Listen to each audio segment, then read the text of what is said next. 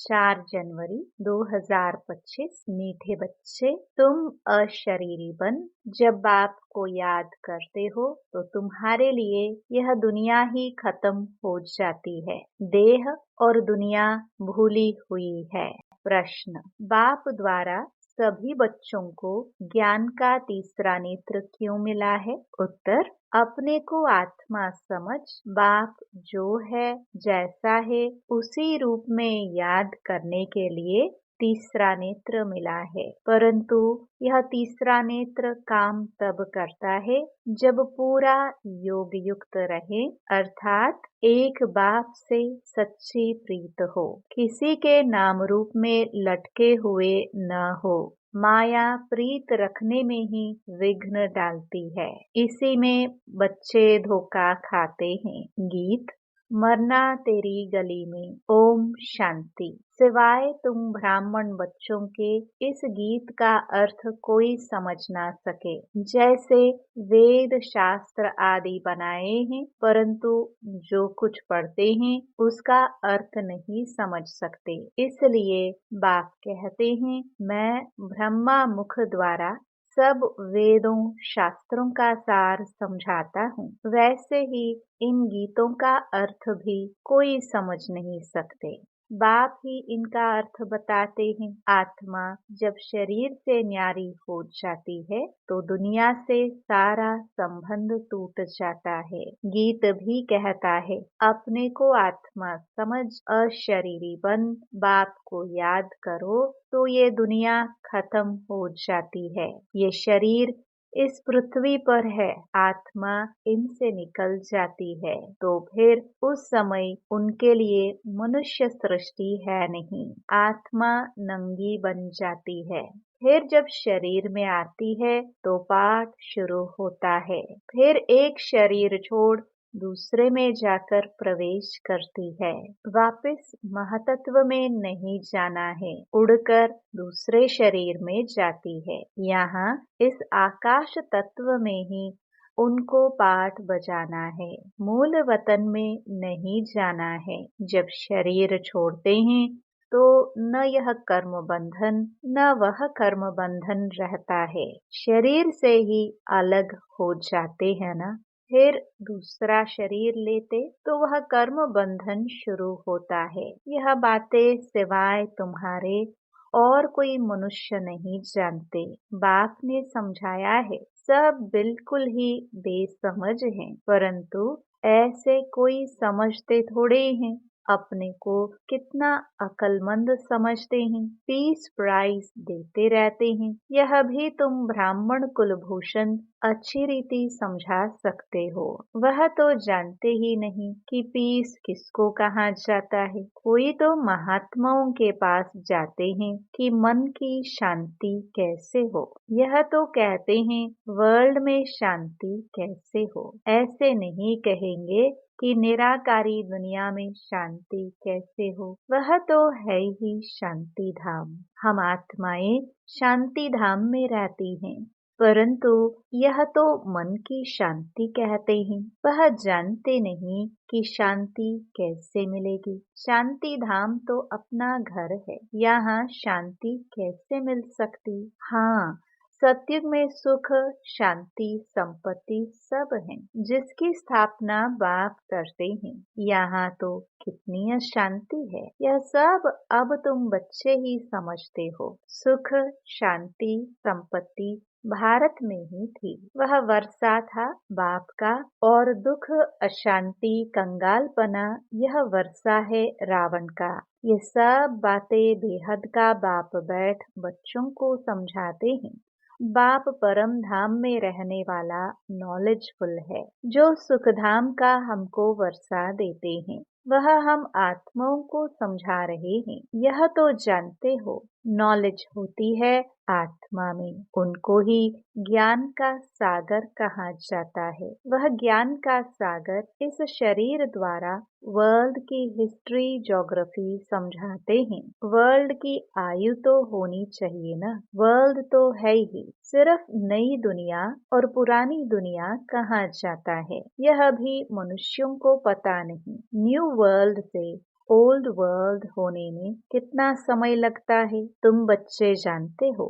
कलयुग के बाद सतयुग जरूर आना है, इसलिए कलयुग और सतयुग के संगम पर बाप को आना पड़ता है। यह भी तुम जानते हो, परमपिता परमात्मा ब्रह्मा द्वारा नई दुनिया की स्थापना शंकर द्वारा विनाश कराते हैं। त्रिमूर्ति का अर्थ ही यह है, स्थापना, विनाश, पालना। यह तो कॉमन बात है, परंतु यह बातें तुम बच्चे भूल जाते हो। नहीं तो तुमको खुशी बहुत रहे, निरंतर याद रहनी चाहिए, बाबा हमको अब नई दुनिया के लिए लायक बना रहे हैं। तुम भारतवासी ही लायक बनते हो और कोई नहीं। हाँ, जो और धर्मों में कन्वर्ट हो गए हैं वह आ सकते हैं, फिर इसमें कन्वर्ट हो जाएंगे जैसे उसमें हुए थे। ये सारी नॉलेज तुम्हारी बुद्धि में है, मनुष्यों को समझाना है। यह पुरानी दुनिया अब बदलती है, महाभारत लड़ाई भी जरूर लगनी है। इस समय ही बाबा आकर राजयोग सिखलाते हैं। जो राजयोग सीखते हैं वह नई दुनिया में चले जाएंगे। तुम सबको समझा सकते हो कि ऊंच ते ऊंच है भगवान, फिर ब्रह्मा विष्णु शंकर, फिर आओ यहाँ मुख्य है जगदम्बा जगत पिता। बाप आते भी यहाँ है ब्रह्मा के तन में। प्रजापिता ब्रह्मा तो यहाँ है ना, ब्रह्मा द्वारा स्थापना सूक्ष्म वतन में तो नहीं होगी ना, यहाँ ही होती है। यह व्यक्त से अव्यक्त बन जाते हैं। यह राजयोग सीख फिर विष्णु के 2 रूप बनते हैं। वर्ल्ड की हिस्ट्री ज्योग्राफी समझनी चाहिए ना, मनुष्य ही समझेंगे। वर्ल्ड का मालिक ही वर्ल्ड की हिस्ट्री ज्योग्राफी समझा सकते हैं। वह नॉलेजफुल पुनर्जन्म रहित है। यह नॉलेज किसकी बुद्धि में नहीं है, परखने की भी बुद्धि चाहिए ना।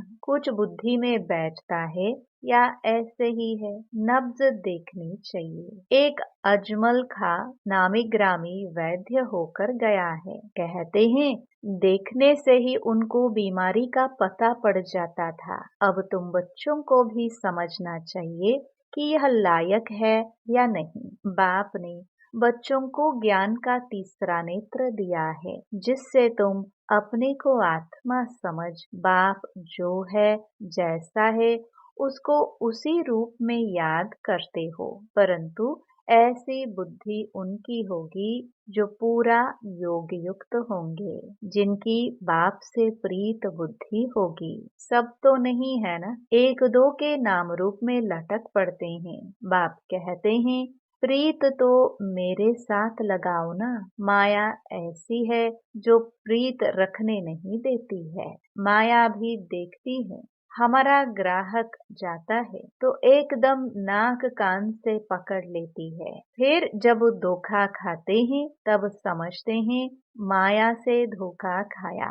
माया जीत जगत जीत बन नहीं सकेंगे, ऊंच पद पा नहीं सकेंगे। इसमें ही मेहनत है। श्रीमत कहती है मामेकम याद करो तो तुम्हारी जो पतित बुद्धि है वह पावन बन जाएगी। परंतु कईयों को बड़ा मुश्किल लगता है। इसमें सब्जेक्ट एक ही है, अलफ और बे, बस 2 अक्षर भी याद नहीं कर सकते हैं। बाबा कहे अलफ को याद करो, फिर अपनी देह को दूसरे की देह को याद करते रहते हैं। बाबा कहते हैं देह को देखते हुए तुम मुझे याद करो। आत्मा को अब तीसरा नेत्र मिला है, मुझे देखने समझने का, उससे काम लो। तुम बच्चे अभी त्रिनेत्री त्रिकालदर्शी बनते हो, परंतु त्रिकालदर्शी भी नंबरवार है।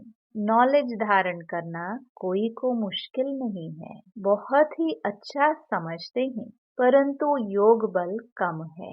देही अभिमानीपना बहुत कम है। थोड़ी बात में क्रोध गुस्सा आ जाता है, गिरते रहते हैं, उठते हैं, गिरते हैं। आज उठे कल फिर गिर पड़ते हैं। देह अभिमान मुख्य है। फिर और विकार, लोभ, मोह आदि में फंस पड़ते हैं। देह में भी मोह रहता है ना, माताओं में मोह जास्ती होता है। अब बाप इससे छुड़ाते हैं। तुमको बेहद का बाप मिला है, फिर मोह क्यों रखते हो? उस समय शकल बातचीत ही बंदर मिसल हो जाती है। बाप कहते हैं, नष्टो मोहा बन जाओ, निरंतर मुझे याद करो। पापों का बोझा सिर पर बहुत है, वह कैसे उतरे? परंतु माया ऐसी है, याद करने नहीं देगी। भल कितना भी माथा मारो, घड़ी घड़ी बुद्धि को उड़ा देती है। कितनी कोशिश करते हैं हम मोस्ट बिलवड बाबा की ही महिमा करते रहें। बाबा बस आपके पास आए कि आए, परंतु फिर भूल जाते हैं, बुद्धि और तरफ चली जाती है। यह नंबर 1 में जाने वाला भी पुरुषार्थी है ना। बच्चों की बुद्धि में यह याद रहना चाहिए कि हम गॉड फादरली स्टूडेंट हैं। गीता में भी है भगवान वाच्य, मैं तुमको राजाओं का राजा बनाता हूँ। सिर्फ शिव के बदले श्री कृष्ण का नाम डाल दिया है। वास्तव में शिव बाबा की जयंती सारी दुनिया में मनानी चाहिए। शिव बाबा सबको दुख से लिबरेट कर गाइड बन ले जाते हैं। यह तो सब मानते हैं कि वह लिबरेटर गाइड है, सबका पतित पावन बाप है, सबको शांति धाम सुख धाम में ले जाने वाला है। तो उनकी जयंती क्यों नहीं मनाते हैं? भारतवासी ही नहीं मनाते हैं, इसलिए ही भारत की यह बुरी गति हुई है। मौत भी बुरी गति से होता है। वह तो बॉम्ब ऐसे बनाते हैं, गैस निकला और खलास, जैसे क्लोरोफॉर्म लग जाता है।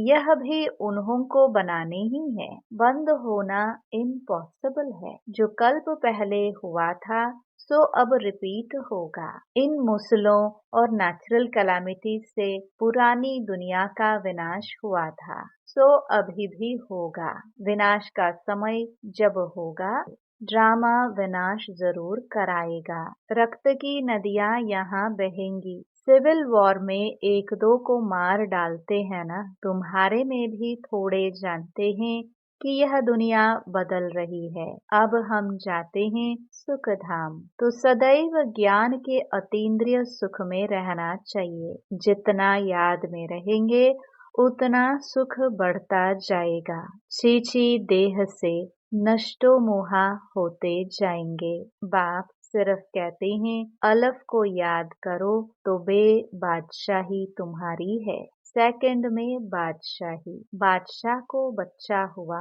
तो गोया बच्चा बादशाह बनाना। तो बाप कहते हैं मुझे याद करते रहो और चक्र को याद करो तो चक्रवर्ती महाराजा बनेंगे। इसलिए गाया जाता है सेकंड में जीवन मुक्ति, सेकंड में बेगर टू प्रिंस। कितना अच्छा है। तो श्रीमत पर अच्छी रीति चलना चाहिए, कदम कदम पर राय लेनी होती है। बाप समझाते हैं मीठे बच्चे, ट्रस्टी बनकर रहो तो ममत्व मिट जाए, परंतु ट्रस्टी बनना मासी का घर नहीं है। यह खुद ट्रस्टी बने हैं, बच्चों को भी ट्रस्टी बनाते हैं। ये कुछ भी लेते हैं क्या? कहते हैं तुम ट्रस्टी हो, संभालो। ट्रस्टी बने तो फिर ममत्व मिट जाता है। कहते भी हैं ईश्वर का सब कुछ दिया हुआ है, फिर कुछ नुकसान पड़ता है या कोई मर जाते हैं तो बीमार हो पड़ते हैं, मिलता है तो खुशी होती है।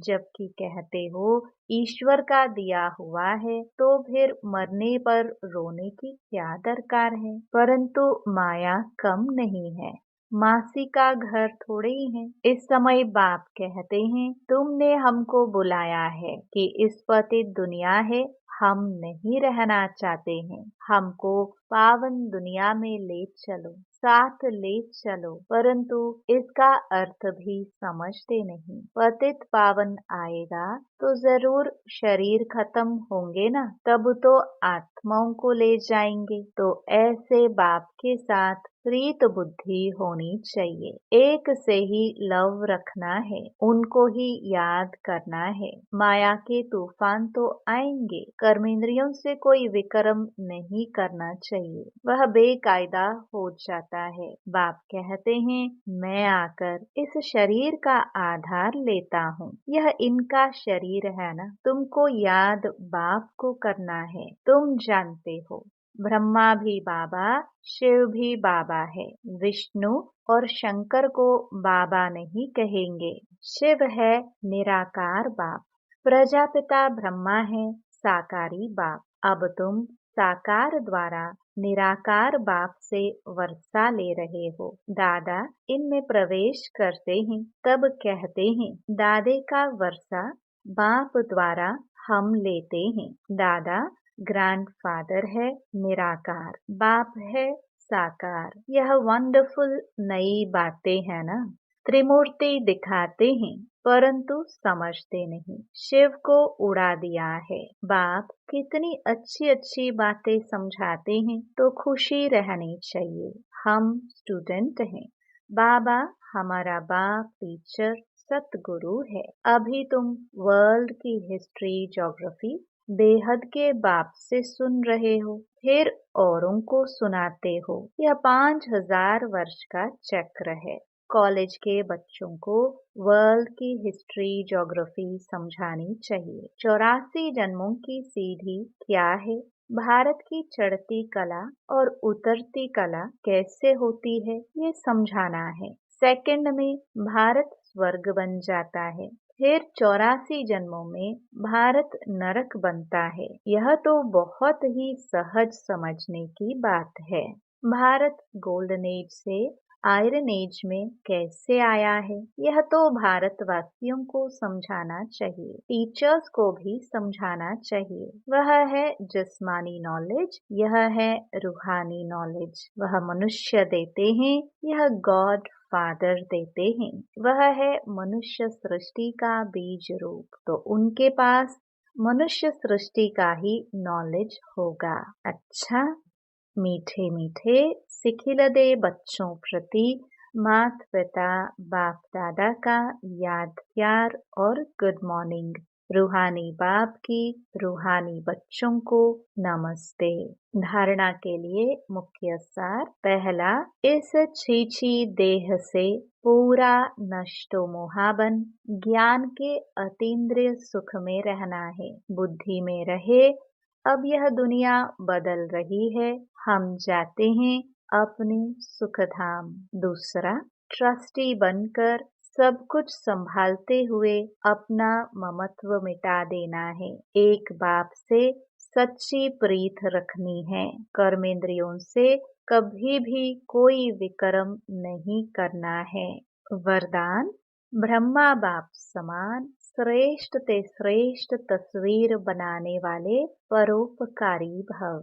श्रेष्ठ स्मृति और श्रेष्ठ कर्म द्वारा तकदीर की तस्वीर तो सभी बच्चों ने बनाई है। अभी सिर्फ लास्ट टचिंग है संपूर्णता की, वह ब्रह्मा बाप समान श्रेष्ठ ते श्रेष्ठ बनने की। इसके लिए परोपकारी बनो, अर्थात स्वार्थ भाव से सदा मुक्त रहो। हर परिस्थिति में, हर कार्य में, हर सहयोगी संगठन में जितना निस्वार्थपन होगा उतना ही परोपकारी बन सकेंगे। सदा स्वयं को भरपूर अनुभव करेंगे। सदा प्राप्ति स्वरूप की स्थिति में स्थित रहेंगे। स्व के प्रति कुछ भी स्वीकार नहीं करेंगे। स्लोगन, सर्वस्व त्यागी बनने से ही सरलता व सहनशीलता का गुण आएगा। अपनी शक्तिशाली मनसा द्वारा सकाश देने की सेवा करो। ये सकाश देने की सेवा निरंतर कर सकते हो। इसमें तबीयत व समय की बात नहीं, दिन रात इस बेहद की सेवा में लग सकते हो। जैसे ब्रह्मा बाप को देखा, रात को भी आंख खुली और बेहद की प्रकाश देने की सेवा होती रही। ऐसे फॉलो फादर करो। जब आप बच्चे बेहद को प्रकाश देंगे तो नजदीक वाले ऑटोमेटिक प्रकाश लेते रहेंगे। इस बेहद की प्रकाश देने से वायुमंडल ऑटोमेटिक बनेगा। ओम शांति।